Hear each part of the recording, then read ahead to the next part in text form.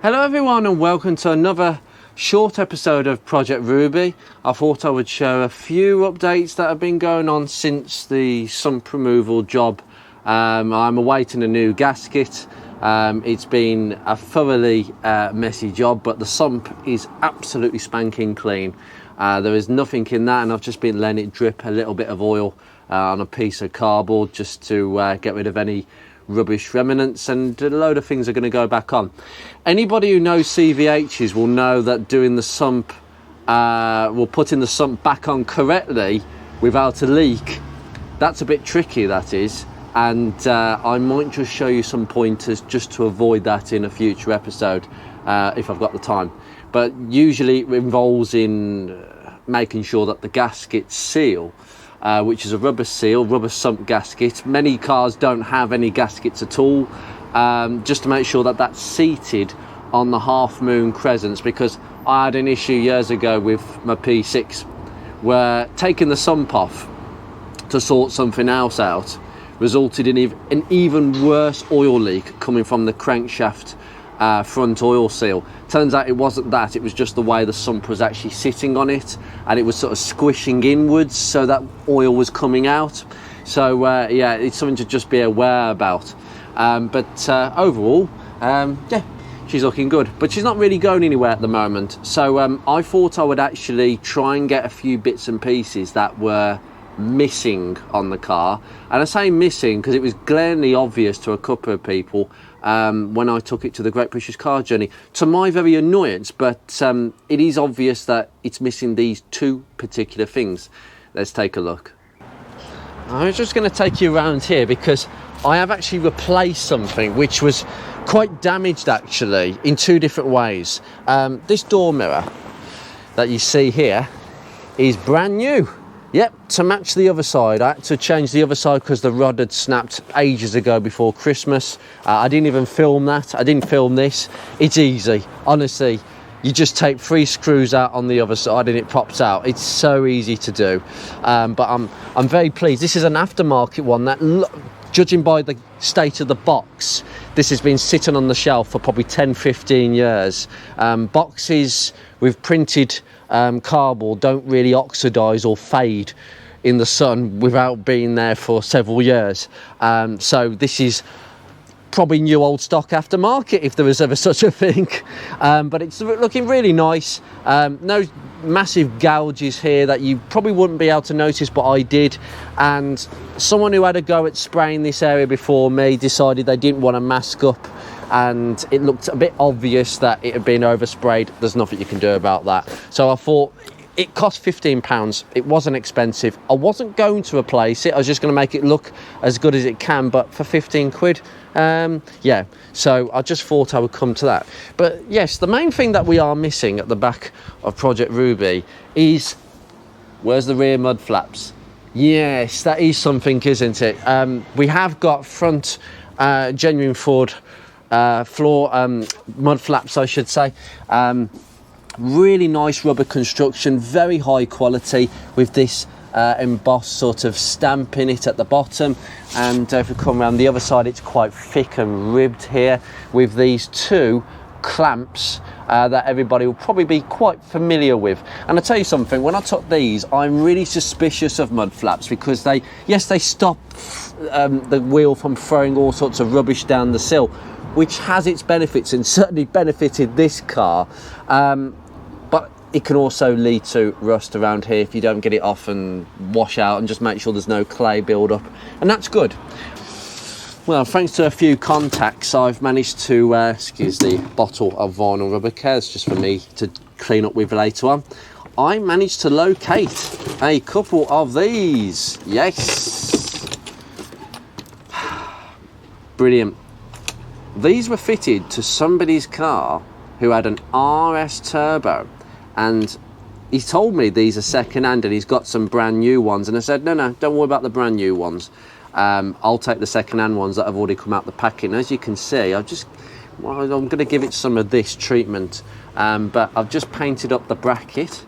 It's got this similar claw fixing bracket. I've just tapped the threads so that the bolts are not stiff, but even that isn't gone rusty. That is really clean.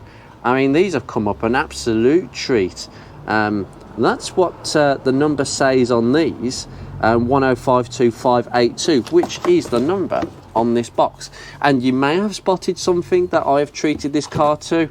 Oh yes, we have an accessorized battery cover. So not only the accessory mud flaps, which you wouldn't have got as standard to these, even the gears, but many people just bought them, and these look nice, but they only look nice when they are fitted in 4s, and for some reason I suspect someone's nicked these ones.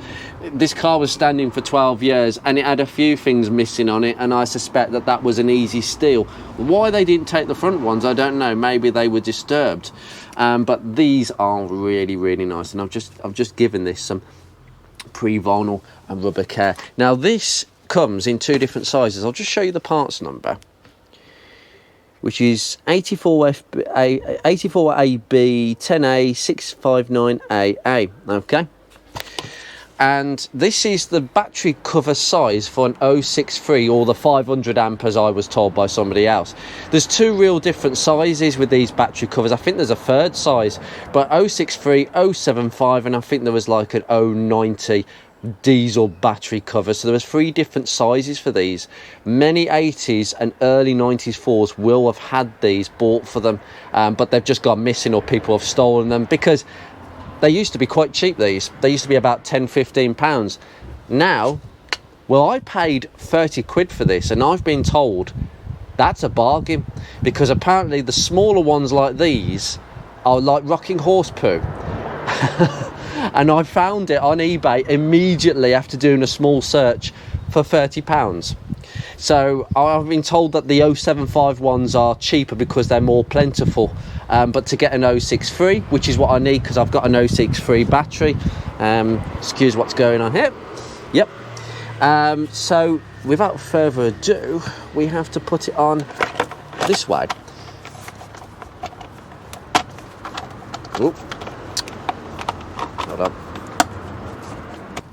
Yeah, what's happened just there, sorry, I was getting an imbalance, and obviously I've disconnected the electrics just for safety because of the job that I'm doing at the moment, because I had to take the starter motor out, which is so easy, it's untrue. Because I've done the battery conversion set, it sits a bit high on these corners. See, it's a bit low, then it's a bit high, so it wouldn't sit. But oh, there we go, it's just fully clicked in. There's just a clip on that side and there's a clip on that side, and it's sitting. Oh, that looks so nice. Now that really does finish off this corner. It makes it look so much nicer. I can't tell you how much of a difference that makes. If you've got an early Mark III Fiesta, go and have a look. You've got the parts number now, so go and have a butcher's. But in this department, we're finished. But in this department, let's get these out. So we have got some instructions as well. 1997. It's quite interesting actually. It's dated around here.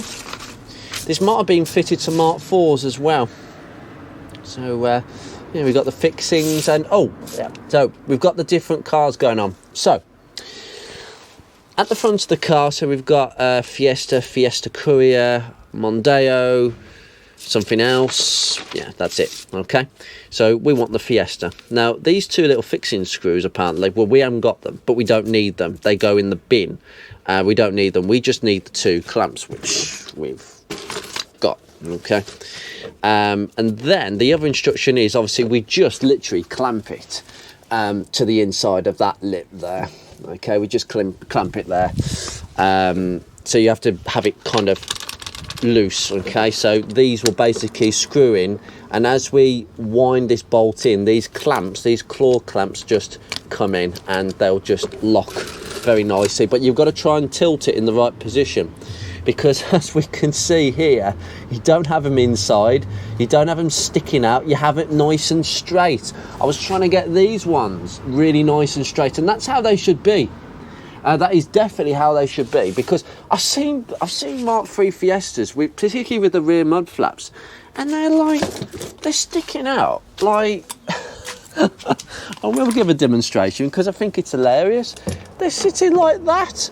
What the heck? Even slightly across. Why can't people just get things straight?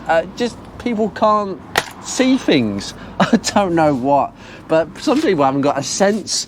The other thing with these instructions is it gives the height. So this shows you the height that they have to come down below the sill, okay? So there is a measurement there, and the measurement for the front ones is 85 millimeters. So I had to actually put these up. They were too low. So I actually got a piece of cardboard and used it as a spacer just to get it sitting nice and right. So what I did is I didn't tighten those bolts up fully, but I tightened them enough just so that it's not going to drop, but so I've got a little bit of wiggle room so I can shift it and maneuver it a little bit. That's what you want to do with these. But the rear ones are 110 from the bottom of the mud flap to the bottom of, obviously, this valance here. That's the measurement. So it's got to be so much below the bottom. I have a spacer. Do make yourself one. So this is 110 millimeters, sorry, not centimeters. Excuse me if I've used that. And it should stick that low. See, it's already looking familiar to a lot of people. It just looks right. It's not going to go down there. It's not going to be like that. It needs to be sufficiently like that to do its job properly. It doesn't have to be rocket science. And yeah, well, let's just shift these in. Right. So the main thing is to just have these flaps like this. There are a few scratches that I've noticed on this, but it won't really look completely out of keeping, to be honest. I didn't want brand new ones because at the moment my money is going to more important things, as you can see at the front of the car. But yeah, these will come up nicely. I just put some vinyl clean on, but just make sure that there's enough slack and just bring the legs away so you can get it behind the lip. Okay, that's what you want. There we go.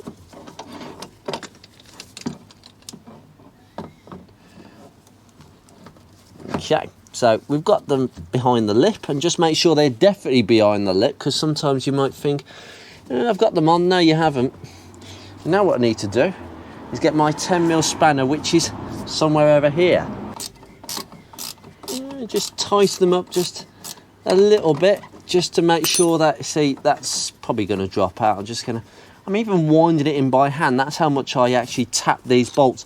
These bolts, by the way, don't trust them. Once you've got them out and you're refurbing a set of these, I would recommend tapping the bolts, because then it'll be easier to take them off in the future, or for people to steal, whichever way around. But if they get stolen, I'm not going to cry too much for the price I paid for these and the fact that they're not in the best condition, but they're in a decent condition, which is where I want to be with parts on this car a little bit. It doesn't have to be concourse, but it has to be good.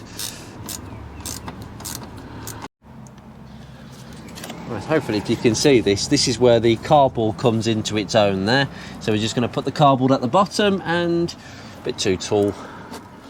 Just move it up just a slight bit. There we go. So once you're happy, you can start tightening things up even more.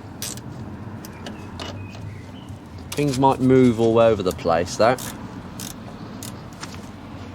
Yeah, it's fine. Well, we're in a position now where we can just start tightening up a couple of the bolts, and then we can kind of maneuver it in and out to make sure that it's nice and straight with the wheel. Right, okay, so if I'm looking from this angle, it doesn't look particularly... Yeah, that looks straight to me. Fractionally. The clue is these are going to be perpendicular to the floor. I'm really funny about this. You see, that for me, yeah, it looks fractionally like it's gone this way. Yeah, that's fine. Perfect. You've got to be very careful at this stage, so I'm just going over each bolt very, very gently. I've got it in the right position, but this is where it could sort of slip out of position, and then I've got to loosen the bolts again and start again. I've got it really perfectly. It's already changed the look of the back of the car already. These clamps can be quite tight, So just feel it with your fingers and you'll know when you have to stop. And that, yep, that feels absolutely welded onto that pinch seam. I have to just go a little bit more. You shouldn't be able to wiggle it at all, but these should be quite tight. See, when you tighten one, the other gets a little bit looser because you're just bouncing things out. Also, don't hold things at the end of this spanner. I tend to hold things like that because you can actually feel how much a bolt, no matter how big, particularly the small ones, will yield. And that feels like if I do it anymore, it will snap. That's not moving. No, that's not moving. Goodness me. She looks like a gear now. Fantastic. Oh, that's fantastic. Right, I'll get on and do the other side.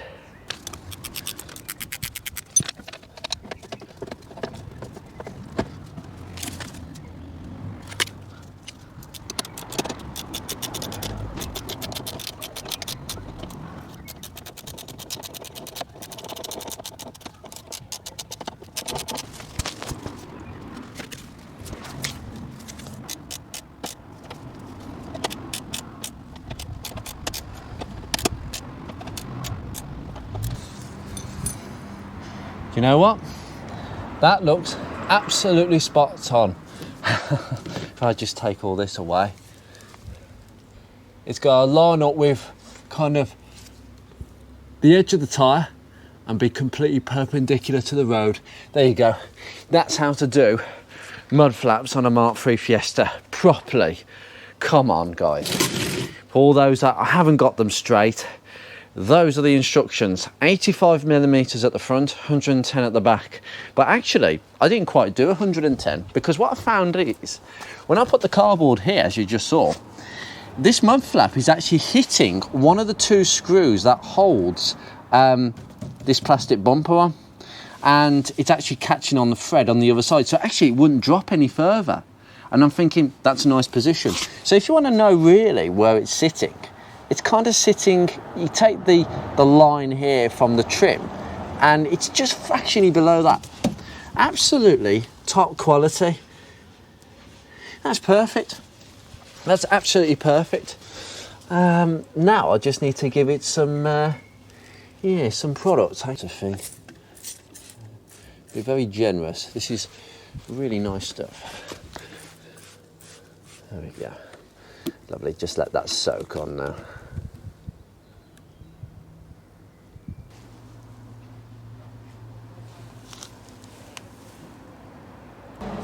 Yeah. Why not?